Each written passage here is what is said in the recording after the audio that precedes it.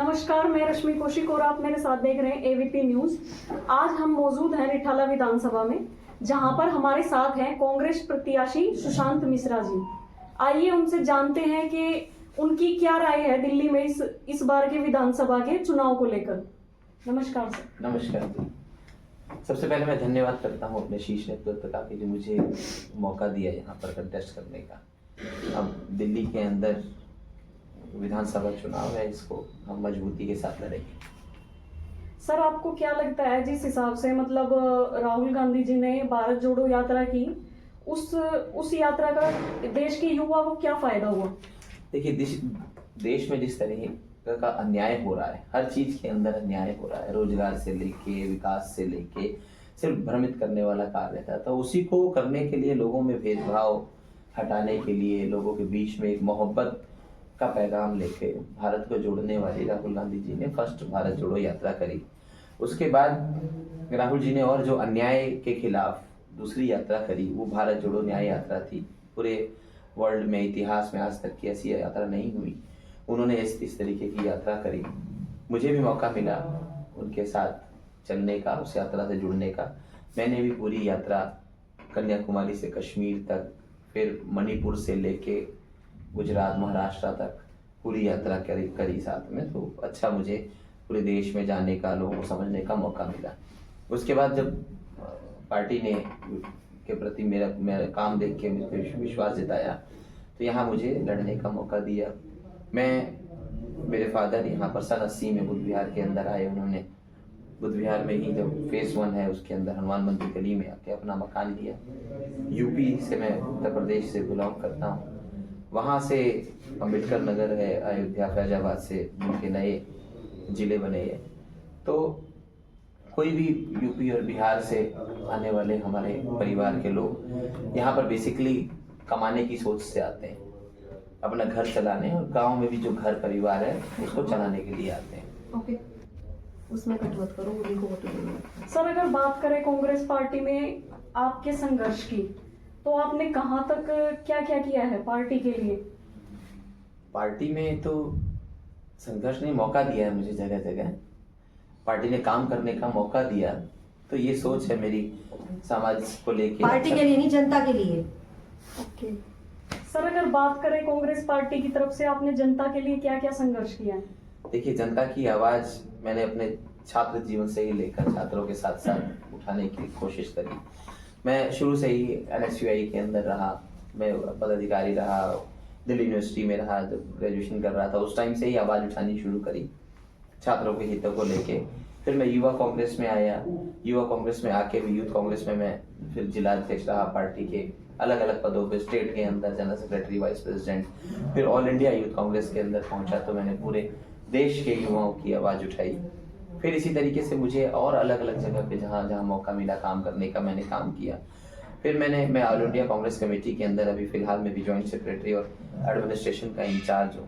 तो इन लोगों की आवाज़ को उठाते हुए मुझे मौका मिला, और मैंने लगातार मैं लोगों के साथ संघर्ष करता हुआ, आवाज़ उठाता हुआ, अलग अलग प्रकार के प्रदर्शनों को करता हुआ, उसमें साथ साथ जुड़ते हुए, काम करते हुए आगे बढ़ता है।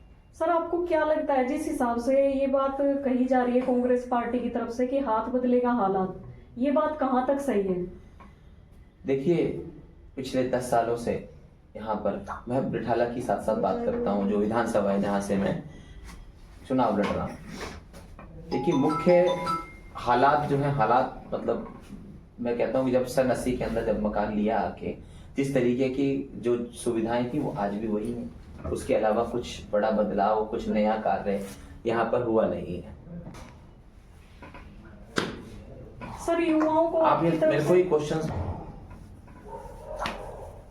सर युवाओं को क्या संदेश देना चाहते हैं आप? नहीं, युवा, क्योंकि मैंने छात्र जीवन से ही, जैसे बताया, मैं आया ही सामाजिक कार्यों के अंदर, लगातार कुछ ना कुछ किसी न किसी कार्य में, कभी NSUI में पदाधिकारी के माध्यम से, फिर यूथ कांग्रेस के माध्यम से मैं लगातार युवाओं के साथ रहा, और युवा भी मेरे साथ रहे। इसीलिए पार्टी ने भी ये समझा, मुझे NSUI के अंदर अच्छा पद दिया, फिर मुझे युवा कांग्रेस के अंदर भी पद दे के जिले का भी अध्यक्ष मुझको बनने का मौका दिया।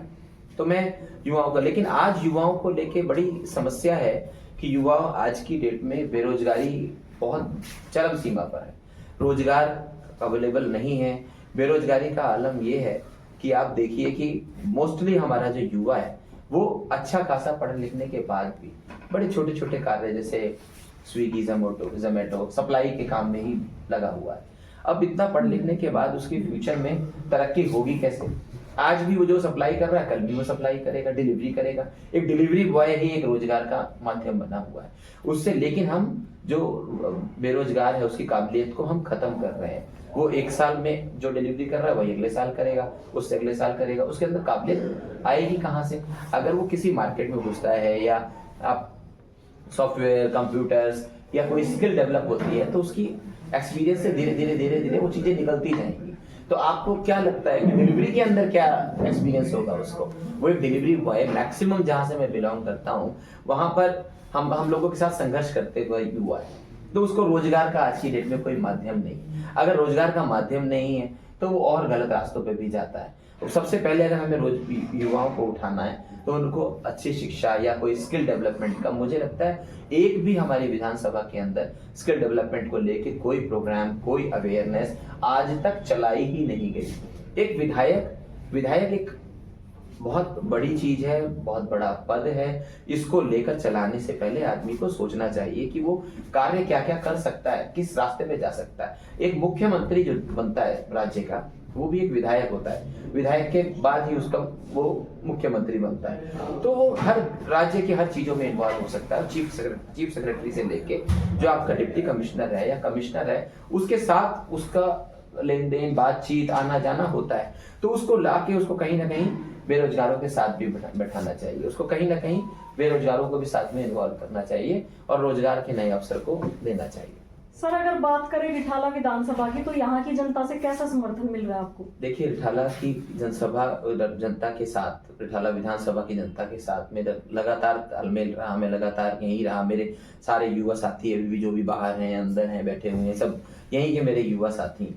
मैं उनकी वो रोजगार वाली समस्या भी समझता हूँ। बहुत छोटे छोटे कार्य उनको करने पड़ रहे हैं और एक छोड़ के दूसरा पकड़ना पड़ता है, फिर कुछ दिन खाली बैठे होते हैं, फिर तीसरा पकड़ना होता है।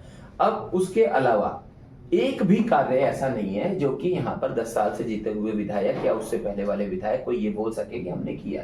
सन 80 से लेकर वो आज तक उन्हीं चीजों में उलझे हुए हैं कि हमने ये कर दिया, फिर आ जाते हैं वोट मांगने के लिए। यहाँ पर मैंने बताया कि एक नाला रिठाला विधानसभा के अंदर बहता है, तो हमने शपथ ली है कि हम नाले के ऊपर सड़क बनाएंगे या बनवाएंगे, आंदोलन भी करेंगे। हम उसी चीज का आंदोलन चलाएंगे क्योंकि ये हमें बहुत ही जीवन को हमारे सुलभ करने वाला है। नाले के आप देखिए कि पूरा बुद्ध विहार है, कहीं पे आपको शौचालय नहीं मिलेंगे। पूरे बुद्ध विहार में इतनी जनता है, 3 लाख से ऊपर होटल है, 6 लाख से ऊपर की जनता है यहाँ पर। उन्हें ये भी नहीं पता होगा कि इतनी जनता होगी, इतने सारे फ्लोर में मकान यहाँ पर बन गए हैं। फ्लोर वाइज मकान यहाँ पर बने हुए हैं जिसमें आप फ्लोर वाइज तो बनने देंगे, उसमें माल खाना है, उसमें जो है उनको पैसा मिल रहा है। 5-5 मंजिल फ्लोर बन रही है, उसके अंदर एक ही मकान के अंदर 36-36, 40-40 लोग रह रहे हैं, लेकिन सड़क और नहीं है। आप चल के देखो, हमारी कंझावला रोड है, मंगोलपुरी से निकल रही है, सुबह शाम पूरी तरीके से चौक रहेगी। 1-1 घंटा लग जाएगा आपको बुद्ध विहार से निकल के पुलिस लाइन या मंगोलपुरी तक पहुंचने में। आपको मधुबन चौक तक पहुंचने में आपको 1 घंटा लग जाएगा, और जबकि सब चीजें हमारे पास मौजूद है।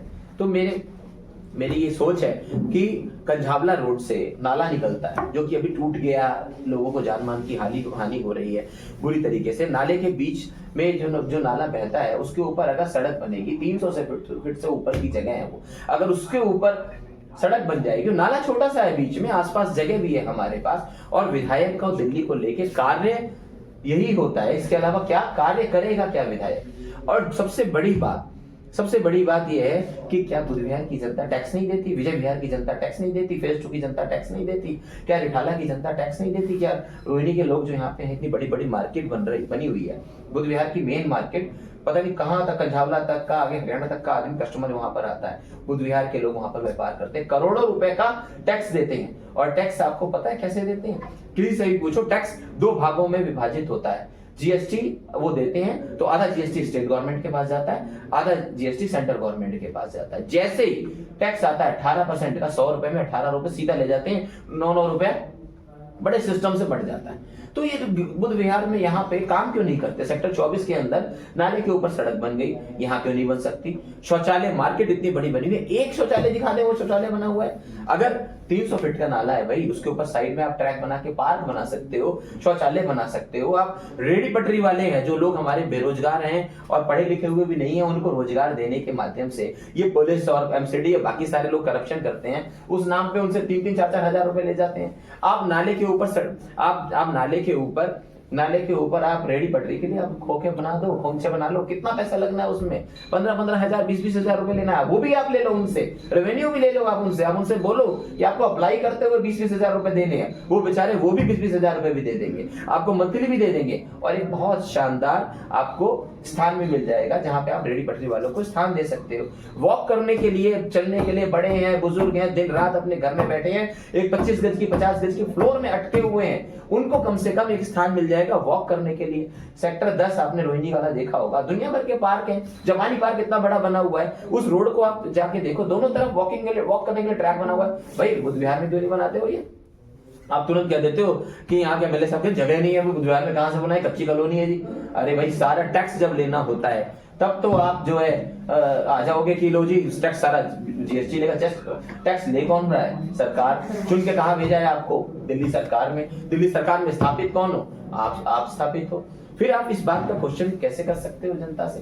तो रेडी पटरी भी और आपको पार्क भी, आपको शानदार सड़क भी, आपके घर तक मेन रास्ता भी, सब कुछ एक ही माध्यम से बन रहा है। और ये मेरा सपना भी है कि हम रिठाला विधानसभा को इतनी अच्छी विधानसभा बनाएंगे।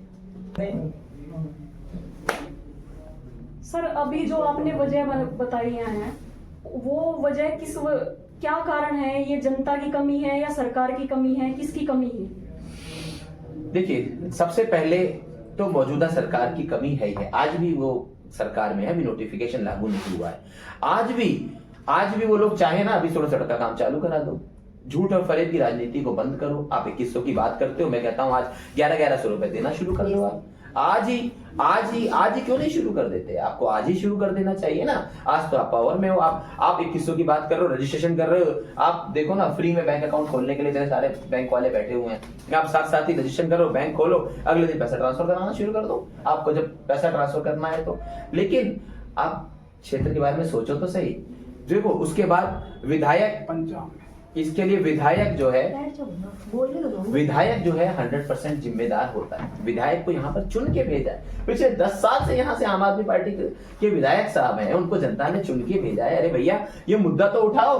उन्होंने आज तक जनता के बीच में ये मुद्दा ही नहीं उठाया कि भैया एक इतनी बड़ी मार्केट है, एक साइकिल भी कैसे खड़ी होगी वहां पे? पड़ोसियों के बीच में लड़ाई हो रही है, गाड़ी कहाँ खड़ी करोगे?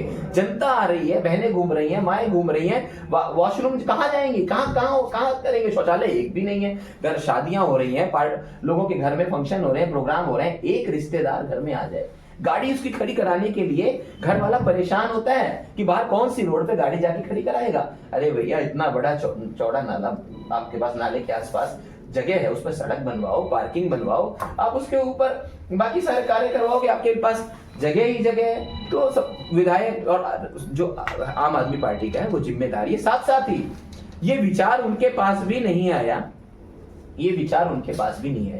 कि जो इससे पहले 10 साल विधायक रहे, आवाज तो उठाते। 10 साल इससे पहले जो बीजेपी के विधायक रहे, ठीक है, बीजेपी यहाँ पे 10 साल यहाँ पे विधायक रही, उसके बाद 10 साल आम आदमी पार्टी के विधायक रहे, एक ने भी ये सवाल नहीं उठाया। और कहीं ना कहीं जनता की और बाकी सबकी भी वो रहती है कि हम लोग सीधा आते हैं, वही माला पकड़ाते हैं, खुद ही माला पहनते हैं और माला पहन के वोट मांगते हुए चले जाते हैं। और हमारी भोली भाली जनता कि ये कुछ अच्छा कार्य करेगा सोच के विधायक कैसे चुनाव में बिना सोचे समझे वोट दे देती है। तो ये बहुत बड़ी बात है, हम एक विधायक चुनने जा रहे हैं। इससे अच्छा तो हम लोग नोटा का बटन दबाते तो भी शायद हम कहीं ना कहीं तो आवाज उठाते हैं अपनी, बट आवाज तो हमें खुद ही उठानी पड़ेगी ना। ये जनता, ये तो विधायक आए, मैंने ऐलान किया बुद्ध विहार में, मैंने कल यात्रा करी, मैंने कहा कि कोई भी, मैंने माला नहीं पहनी, मैंने सबसे निवेदन किया हाथ जोड़ के कि माला का हकदार वो है जो कुछ कार्य तो कर दे, पहले बता तो दे क्या कार्य करा है। तो इसीलिए कोई भी विधायक का वोट मांगने के लिए आ जाए, आप उसको माला पहनाओ मत, आप उससे पहले पूछो कि भैया क्या क्या सुविधाएं आपने महिलाओं के लिए, बच्चों के लिए, युवाओं के लिए, यहाँ पे रहने वाले लोगों के लिए, जो फ्लोर पे लोग रह रहे हैं, जो घर लेके लोग रह रहे हैं, क्या सुविधाएं आपने दी है, फिर आप माला पहनो ना। एमएलए हो ना, आप पहले अपनी चीज तो बताओ कि भैया मैंने कार्य क्या किया। आप अपनी लाचारी बताते हो कि हम तो बीजेपी से लड़ रहे हैं जी। अरे भैया क्या बीजेपी से लड़ रहे हो, आधा टैक्स तो फटाफट बांट देते हो। आप ये बोलो ना कि आधा टैक्स हम नहीं लेंगे।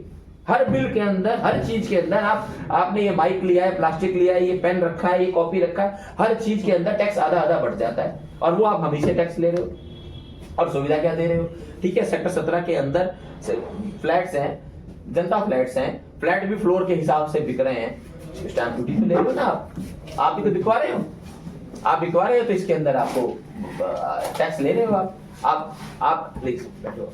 आप अगर टैक्स ले रहे हो तो जनता को सुविधा तो दो, एक मल्टी लेवल पार्किंग तो बना दो। सोसाइटियों के अंदर पार्किंग नीचे बनी हुई है, ऊपर पार्क बना हुआ है। छोटे छोटे से बजट से 5 करोड़ 10 करोड़ के अंदर ये पार्किंग तैयार हो जानी है। नाले के ऊपर बनेगा, लोहे की बना दो, चाहे आप 30 करोड़ के अंदर जाके देख लो, पार्किंग बनी हुई है ऐसी, एक साथ ही 3-4 गाड़ियां एक के ऊपर एक खड़ी हो जाती हैं। और नहीं तो आप मेट्रो की पार्किंग देख लो, घुमा घुमा के कैसे गाड़ियों को खड़ा करते हैं। 500 से 700 गज में आपके 5-10 करोड़ के अंदर पार्किंग तैयार है, सारी समस्या ही खत्म है। आपने एक आदमी रखना, आप लोगों को रोजगार भी दोगे, पार्किंग चलाने वाले को पार्किंग भी दोगे और सबको सुविधाएं भी दोगे। सर अगर बात करें विपक्ष की, तो विपक्ष ने जो फ्री की रेवड़ियां बांटी है वो इस चुनाव में कहां किस हद तक काम आएंगी? देखिए मैं तो कह रहा हूँ बांट क्यों रहे फ्री का, अभी दे क्यों रहे हैं, ये तो टोटली लिटिगेशन की बात है। ये कर कैसे सकते हैं ऐसे? अभी आप अभी मौजूदा सरकार में, मैंने आपको पहले भी बोला, आप अभी सरकार के अंदर हो, आप आओ, आप दो, हमारी इस प्यारी जनता का, भोली भाली जनता का फायदा तो करो। आपने कुछ राशन कार्ड तो बनाए नहीं, आपने और कोई पेंशन तो बढ़ाई नहीं। आप आ रहे हो कि अभी आप सीधे दे दो जी, मेरे को बीजेपी तक कर रही थी जी, मैं अभी तक कुछ नहीं कर पाया, अगली बार आऊंगा तो फिर करूंगा मैं। क्यों भैया, आपने टैक्स छोड़ा? आपने शराब घोटाले में तो आपने उसके बाद फ्री देने में कसर तो छोड़ी नहीं, आपने दारू के साथ एक बोतल जरूर फ्री दिए, दे दो भैया हमारे पीने वालों को, आप बेशक से वो भी दे दो, लेकिन बाकी चीजें भी तो मुहैया करा दो। आज आप जो दे रहे हो जिस मुद्दे को कि आप 2100 रुपए फ्री दोगे, आप दे देना फ्री, कोई बात नहीं, वो भी लेगी जनता हमारी, सब कुछ लेगी, लेकिन आप अभी पहले कुछ 1000-1100 रुपए डलवा दो, अभी डलवाओ ना। अभी कितने दिन बाद की बात कर रहे हो, तो नोटिफिकेशन भी लागू नहीं हुआ, तो अभी आप सरकार में सिटिंग हो, आज की आज देने की बात करो। अभी भी आप कितने महीने बाद देने की बात करते हो, फिर से आप बहका रहे हो। तो मेरा मानना है, मेरा निवेदन है कि जनता को अब बहकना नहीं चाहिए, गुमराह नहीं होना चाहिए, फिर से कांग्रेस की तरफ आना चाहिए। और ये अगर गुमराह करेंगे, कोई बात नहीं, हमारी भोली भाली जनता कहीं पर भी गुमराह होगी तो हम नाक में दम कर देंगे, इस विधानसभा को छोड़ेंगे नहीं। यहाँ पे ये नाले का पानी जो देख रहे हो ना आप, ये देखो, ये गंदगी फैलाता है। ये आप बात कर लो, हेल्थ से लेके मलेरिया से लेके कितने इश्यूज हैं, डेंगू के कितने इश्यूज हैं, एक हॉस्पिटल नया बना नहीं है। आप ये देखो, ये सोच है, सपना है, बड़ी फोटो वोटो खिंचवाने का तो पैसा है नहीं हमारे पास। हमें जो बना सकते थे हमने अपने हिसाब से बनाया कि ये हमारा शानदार बुद्ध विहार होगा, इधर विजय विहार होगा, ये लोग वॉक कर रहे होंगे साइड में, ये ट्रैक बना हुआ होगा, मल्टी लेवल पार्किंग ऐसे आसानी से बनेगी, वैले पार्किंग की तरह यहाँ पर आदमी खड़ा हुआ होगा, 500-700 रुपए महीना लेगा, आपकी गाड़ी खड़ी करेगा, आपको लाके वापस गाड़ी निकाल के देगा, गाड़ी भी सुरक्षित रहेगी, गलियों में भी जगह रहेगी, सड़कों पे भी जगह रहेगी, साइड में भी पार्किंग होगी, सड़क भी बनी होगी शानदार। सारी बहनें माताएं, रिठाला मेट्रो स्टेशन आगे बढ़ेगा, रिठाला मेट्रो स्टेशन पे तभी पहुंच जाएंगी। आज यहाँ जहाँ घंटे लग जाते हैं पहुंचने में, आप मांगेराम पार्क से निकलो, आप श्याम कॉलोनी से निकलो, आप हर्षदेव पार्क से निकलो, आप सीधा नाले पे आओगे, सारी गलियां तक आके जो वहां पे टच हो रही है। और तो और कंजेस्टेड मार्केट है, छोटे छोटे सॉक्स बच्चों के बिक रहे हैं, बच्चों के लिए छोटी छोटी दुकानें हैं, हमारे रेडी पटरी वाले जहाँ से अपना कुछ रोजगार चला रहे हैं, उनके लिए आप शानदार इसी के किनारे पे आप जो है शानदार बना सकते हो। वॉक भी होगी, साथ साथ शॉपिंग भी होगी। आप सोचो कितना अच्छा भी लगेगा। इसमें कौन सा हजारों करोड़ रुपए का बजट लगा है, आप बताओ।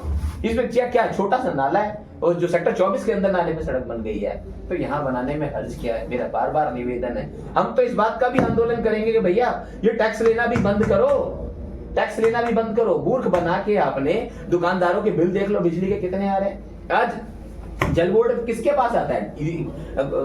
दिल्ली सरकार के पास आता है। तो जो विधायक है वो दिल्ली सरकार है, दिल्ली सरकार ही विधायक है। आप एक दूसरे पे नहीं डाल सकते डाला, इसे गुमराह नहीं करेंगे। लास्ट मैसेज पूछे सर, आप जनता को क्या संदेश देना चाहते हैं? देखिए, जनता हमारी समझदार भी है, उस समझना बड़ा जरूरी है। उल्टे सीधे मैसेजेस, आपका बेटा हूँ जी, आपका भाई हूँ जी, ये सब वाले मैसेजेस से दूर रहना चाहिए। हाँ, हम जनता को समझना चाहिए कि हमें एक नई सोच की जरूरत है, हमें नए विचारों की जरूरत है, हमें नए विकास की जरूरत है। जो हम सन 80 के अंदर देख रहे थे उन्हीं पे ही अरे भैया नाली बनवा देंगे, इन सब बातों से ऊपर उठ गए हम लोग आज सब बच चुके हैं। हमारे 3-3 4-4 लेयर बिक रही है, हम लोग खरीद रहे हैं। नए नए लोग हमारे, जैसे मैं यूपी से आया था सन 80 में, मेरे पापा आए, मेरे दादाजी आए, इसी तरीके से अब रोज लोग आ रहे हैं ना, तो सबको जगह चाहिए। तो जनता के लिए मेरा मैसेज है कि सोच समझकर इस पे हमें आवाज उठाएं। सबसे पहले क्वेश्चन उठाएं, जिससे हम लोग एक आंदोलन के रूप में इस बात को चला सकें कि कोई भी विधायक बने तो इस नाले के ऊपर सड़क जरूर बनाए। एक हमें मल्टी लेवल पार्किंग कम से कम अच्छा जीने के लिए दे। हमने लाखों रुपए लगा के घर लिया, मकान लिया, फ्लोर लिया, तो हमें एक अच्छी सुविधा मुहैया कराए।